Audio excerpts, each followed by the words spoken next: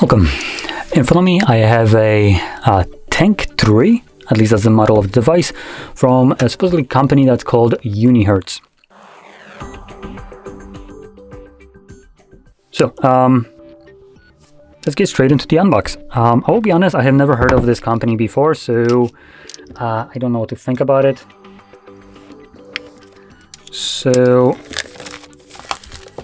at least on Allegro, where this is from, there's a bunch of statistics that seem to be a bit high, honestly, for the device that I think this is, but I'll probably check it out later on if the actual specs of this device are correct, because supposedly it comes with 16 gigs of RAM, half a terabyte of storage, and some other things.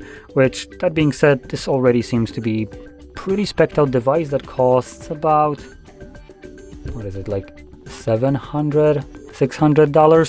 So it's not that bad. Also, the processor apparently in here is a MediaTek, what was it? The Dimensity 8200. So basically a pretty decent processor.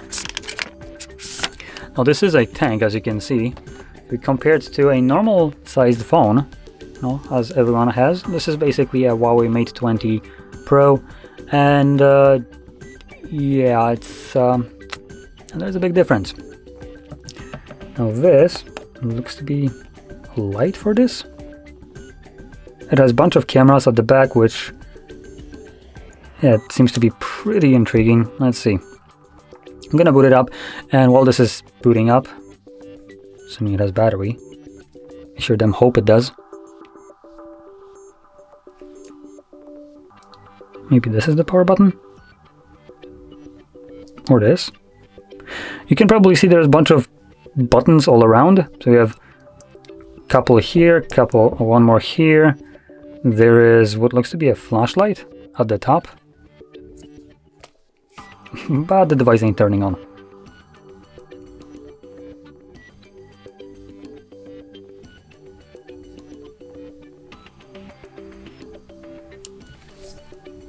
Okay, I'm gonna plug it in and see if this will do anything.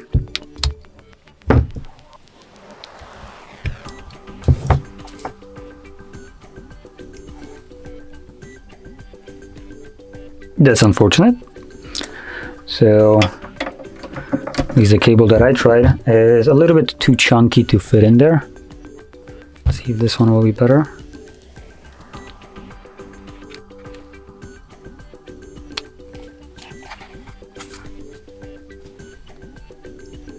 Or maybe that it's not. It looks like the port is just kind of sticking out. But even plugging it in doesn't seem to do anything. So there is no LED whatsoever that it's charging.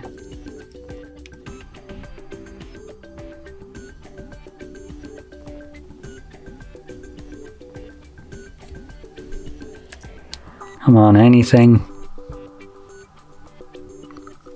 I must literally press everything else that isn't the volume buttons.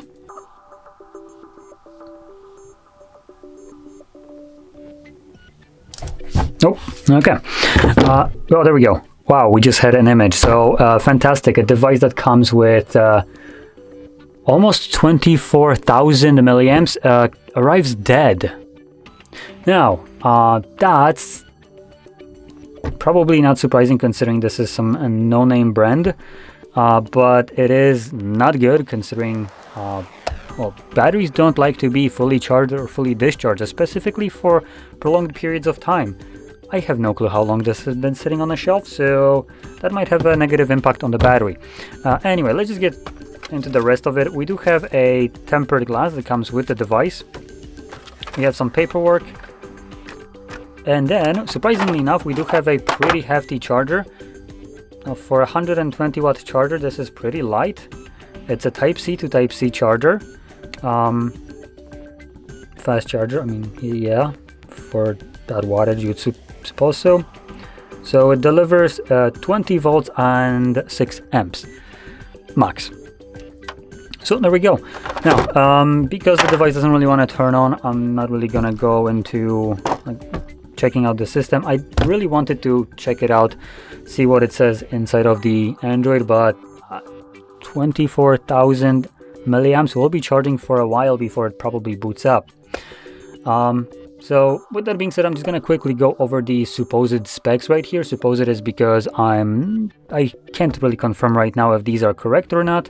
So on paper, it apparently runs Android 13, comes with 200 megapixel main shooter, 50 megapixel, 64. We also have night vision camera, that is, if I'm correct, 8 megapixels. Then at the front we have a 50 megapixels, 24,000 mAh battery, or more precisely 23,800.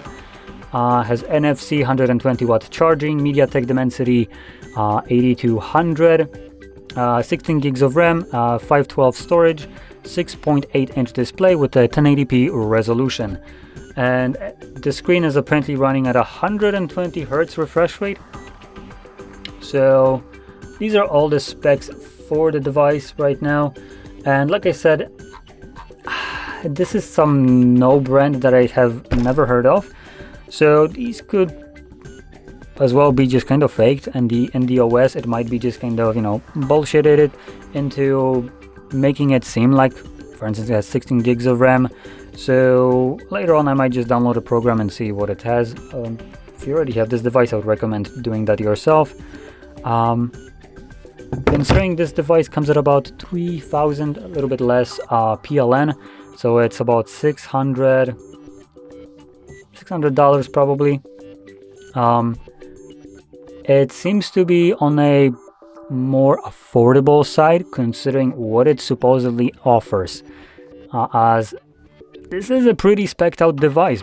If all these specs are correct, they are pretty high up there.